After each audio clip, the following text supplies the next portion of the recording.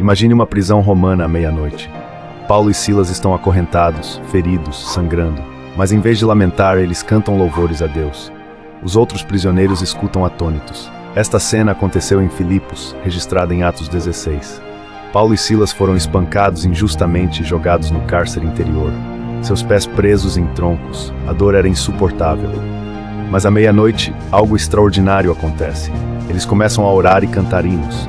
De repente, um terremoto sacode a prisão, as correntes se rompem, todas as portas se abrem.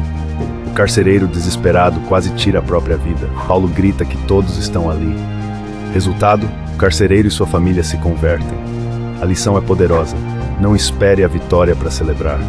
Louve a Deus na dor. Seu louvor no vale provoca o milagre. A adoração quebra correntes invisíveis. Quando você canta na prisão, Deus move céus e terra.